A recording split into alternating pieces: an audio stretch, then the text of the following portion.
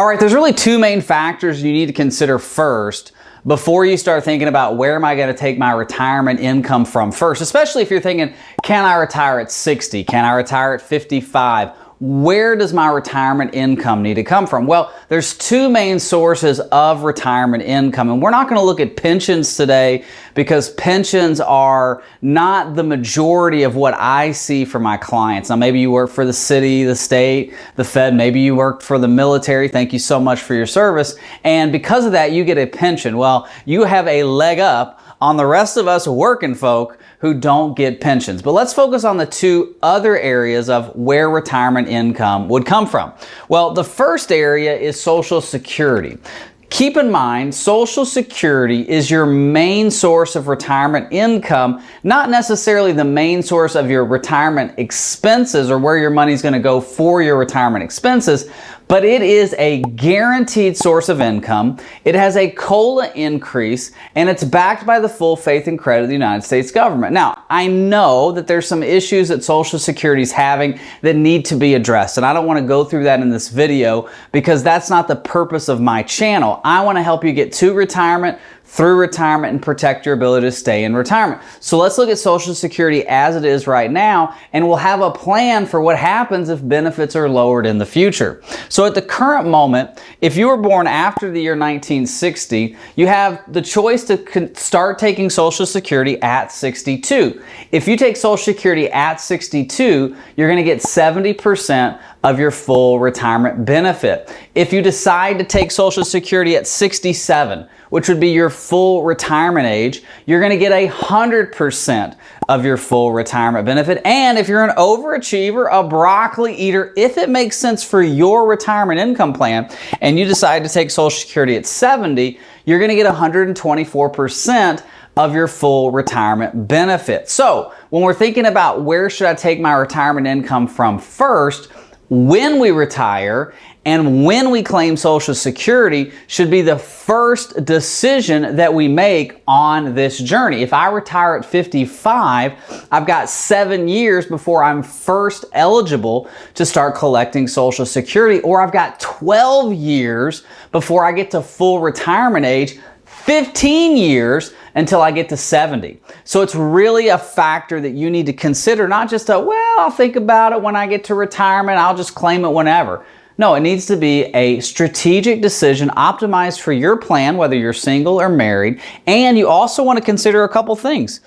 If you're married, you want to think about spousal benefits. Maybe you had a spouse that stayed home with the children, or just didn't work a job that made as much as yours. Maybe you had a spouse that worked part-time. Maybe you had a spouse that, again, stayed home with kids. My wife is a homeschool mom. She homeschools our 3 children. And so her income, whether you can't really see it because she's not getting a W-2 necessarily, she may apply for spousal benefits later in life because she's not necessarily paying into the Social Security system. Another thing we want to think about is divorced spousal Social Security benefits. If you are an ex-spouse, you may have the ability to claim Social Security based off of your ex-spouse. If you guys were married for 10 years or longer, you are no longer married to them or remarried, okay? Now, they can be remarried, that's no problem, but as long as you're not remarried, you may be able to claim up to half of their Social Security benefit at your full retirement age, at 67. They don't have to be claiming yet either. So divorced Social Security benefits are something we really have to think about when we're claiming Social Security benefits. Now, the second area we want to talk about is retirement investments. So Social Security is the first decision we got to think about. Retirement investments are the second decision. And the reason we want to think about our retirement investments is because of tax qualifications. How you get your retirement income in retirement is based on the taxes that you will receive or that you will owe once you receive that retirement income. For instance, if you take money out of your 401k or your IRA, for the most part, that is pre-tax money, meaning you have not paid taxes on it yet. Taxes have been deferred. You've been putting money into your 401k, into your IRA, and that income has been deferred for that time frame. Now, a Roth IRA is tax-free. When you pull money out of it, it is completely tax-free. 99% of the time. And a non-qualified account, maybe just a traditional brokerage account, when you put money into that, you pay capital gains, dividends, and interest every year, but you can pull that money out at any time you want. Now, you will pay capital gains if you have a gain. You'll have a capital loss. If you have a stock loss and you sell that, you can write that off. So the way everything is taxed is also determined when are we going to pull that money out. Keep in mind, if you have a 401k and you're under the age of 59 and a half, if you go to take retirement income out of that under the age of 59 and a half, you will pay a 10% penalty unless you qualify for the rule of 55. Now, the rule of 55 says this: if you have a current 401k at your job and you leave your job, that current job, in the year you turn 55 or later, and you leave your 401k intact, if your plan admin allows it, you can use your 401k for retirement income without paying the 10% penalty. Now, you still pay taxes, but you don't pay the 10% penalty. That's the rule of 55. With an IRA, you have what they call a 72T. If you're under the age of 59 and a half, if you're thinking, hey, I want to do retirement planning at 50, can I retire at 55? And most of your money's in an IRA, you can set up a 72T. A 72T is taking substantially equal periodic payments from your IRA. There's a set schedule. There's 3 of them that the IRS designates that you can use for a 72T.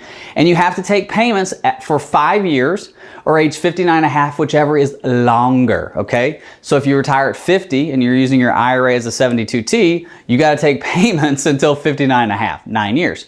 But if you're 57, what's that? 58, 59, 60, 61, 62, okay? So you want to understand the rules to this. That's why tax classification is so important when we're thinking about where are we going to take our retirement income from first. And what I always tell people, this non-qualified, this brokerage account right here, I call this a freedom fund. The freedom to do whatever you want, the freedom to invest and to use your investments for retirement income in any way that you want at any time you want.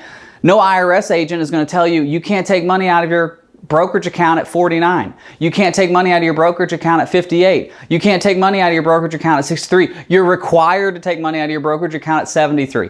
No. It's a freedom fund. It's a way to grow your retirement assets and have the freedom to use that retirement income for whatever you want.